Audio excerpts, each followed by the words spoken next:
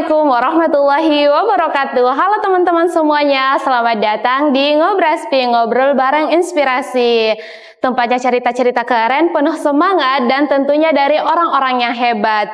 Nah, sebelumnya perkenalkan saya Rahmatika, salah satu mahasiswa dari Universitas Negeri Makassar, jurusan Pendidikan Guru Sekolah Dasar. Nah, hari ini kita akan berbincang hangat dengan topik yang tidak jauh dari anak muda zaman sekarang.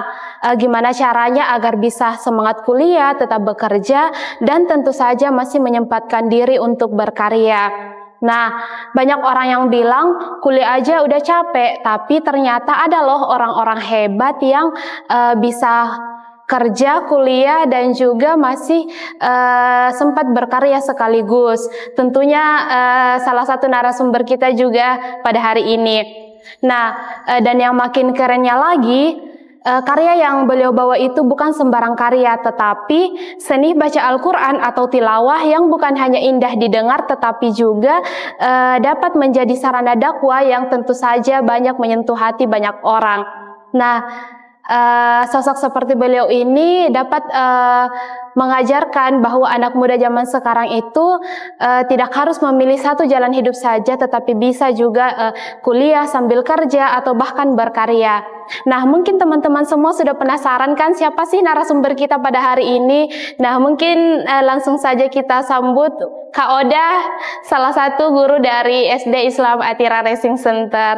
Halo Kak Oda, gimana kabarnya? Alhamdulillah baik. Rahma gimana kabarnya? Alhamdulillah baik, Kak. Nah, sebelum ke percakapan yang lebih serius, mungkin Kakak bisa perkenalkan diri dulu dan latar belakang Kakak. Oke, jadi halo teman-teman Ngobraspi semuanya yang setia nonton acara ini. Perkenalkan, nama saya Raudatul Jannah, biasa dipanggil waktu masih kuliah tuh S1 biasa dipanggilnya Rauda. Tapi sekarang semenjak udah jadi guru nih di SD Islam Atira Racing Center, anak-anak sering manggilnya Umi Oda. Jadi kalau Rahma juga mau panggil Umi Oda juga boleh. Oh, boleh ya Umi? Boleh banget, boleh. Biar lebih akrab aja jadi, gitu ya. saya bisa panggil Umi Oda aja ya Umi? Boleh, biar lebih akrab kan ya? Oke. Kalau untuk dari latar belakang sendiri, saya orang aslinya ini orang Jawa Barat, lahir di Jawa Barat, SD di Jawa Barat. Tapi pas tahun 2014 hijrah ke Sulawesi Barat. Tapi sekarang berkaryanya di Sulawesi Selatan, tepatnya di Kota Makassar. Lulus S1 di tahun 2024, jurusan Komunikasi dan Penyiaran Islam, Fakultas Dakwah dan Komunikasi, Universitas Islam Negeri Alauddin Makassar. Alhamdulillah. Dan sekarang jadi guru di salah satu sekolah Islam Islam swasta yang ada di Makassar ya. Jadi sekolah SD Islam Atira Racing Center sebagai guru Al-Quran. Oh, Masya Allah ya Umi. Jadi sekarang Umi jadi guru Al-Quran ya Umi di SD Islam Atira Racing Center. Betul sekali. Masya Allah ya teman-teman. Nah, Umi bisa cerita sedikit awal mula Umi tertarik dengan seni baca Al-Quran atau tilawah sendiri, dan saya dengar Umi sudah lolos sampai tingkat nasional, betul Umi ya? Alhamdulillah rezekinya sampai di situ. Jadi langsung cerita nih? Iya boleh Umi. Gitu. Oke. Kalau di bidang seni baca tilawahnya itu sendiri sebenarnya dididik sama orang tua langsung, karena orang tua juga terkhususnya ibu, karena bapak sudah almarhum. Nah terkhususnya itu ibu yang memang mendidik keras di bidang itu. Jadi untuk lebih detailnya, saya sendiri itu berkecimpung di dunia MTQ itu sudah sejak umur 3 tahun. Oh, Ikut-ikut ajang kecamatan, waktu masih tinggal di Jawa Barat, ikut-ikut ajang kecamatan, disuruh tampil aja dulu, pokoknya yang penting pede aja dulu. Nah, nggak taunya ternyata berkelanjutan sampai sekarang.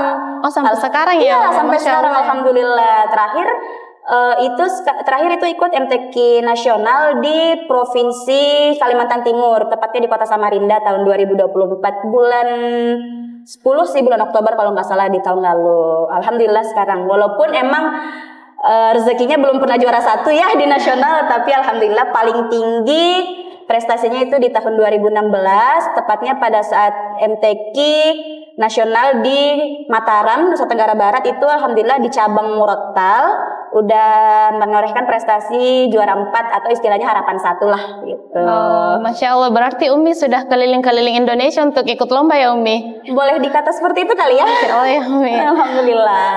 Nah Umi kan sekarang lagi kuliah S2 ya Umi? Kuliah S2, betul. terus ngajar juga dan ikut-ikut lomba. Iya. Dan saya juga dengar Umi ikut vokalis-vokalis gitu ya Umi? Tahu dari mana tuh? Dari Instagram juga Umi. Ya, gimana cara Umi membagi waktu agar semua kegiatan ini bisa berjalan dengan lancar dan dengan penuh semangat tentunya? Oke. Kalau misalnya untuk kegiatan membagi waktunya itu ya, karena kan kalau kerja itu sudah terjadwal, antara hari weekdays itu sudah terjadwal. Tapi kalau misalnya untuk kuliah, nah kebetulan karena di pasca sarjana itu kan ada 2 program nih.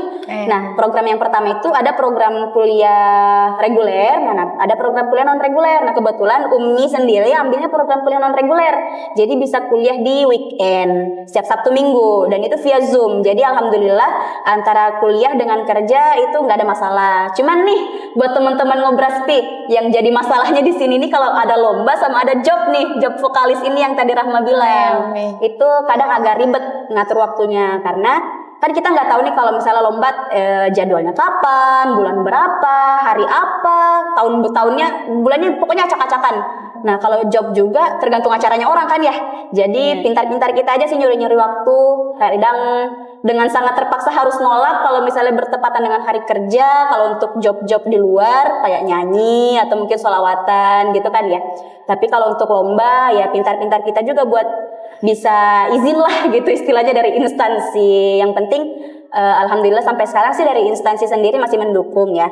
Jadi itu juga yang menjadi semangat sih, karena tidak ada satupun hal yang tidak didukung sama instansi sendiri, baik itu dari perkuliahan, pekerjaan dan lain sebagainya. Itu sih. Nah Umi, dari semua kegiatan itu pasti ada aja kan tantangannya Umi? Oh jelas itu sih ada. Menurut Umi tantangan apa yang paling susah dan gimana Umi mengatasi tantangan yang susah itu Umi? Tantangan yang paling susah mungkin yang pertama itu bagi waktu. Bagi waktunya itu kadang susah karena namanya kita full power kerja di luar, kegiatannya kita lebih sering di luar. Jadi waktu istirahat kita nih jadi minim. Kadang weekend masih harus kuliah lagi. Sudah kuliah ada tugas lagi. Ada habis tugas, ada panggilan job lagi. Jadi kadang gitu waktu istirahat paling malam tidur, habis tidur capek, besoknya kerja lagi. Jadi itu sih paling tantangan yang sampai sekarang masih jadi hal terberat buat dijalani karena istirahatnya itu kurang. Tapi sejauh ini alhamdulillah masih selalu disyukuri, selalu dibarengi dengan kata alhamdulillah masih diberi kesempatan untuk bisa membantu orang-orang, untuk bisa berkecimpung di dunia yang saya sendiri juga suka lah sama dunia tersebut. Nah tapi Umi pernah nggak merasa drop dengan kesehatan Umi gara-gara kegiatan yang super sibuk itu Umi? Jelas pernah. Jelas pernah banget. Tapi alhamdulillah sih belum pernah sampai di infus ya. Cuman kalau memang dari segi kesehatan pasti sering namanya sakit kepala, mungkin kambuh GERD-nya atau sesak nafas. Ya kadang karena kita kecapean. Jadi ya paling solusinya doping vitamin aja sih, sering-sering minum vitamin. Tidurnya kalau bisa walaupun udah capek harus tetap cukup gitu tidurnya teman-teman, 8 jam itu nggak boleh kurangin begadang nih.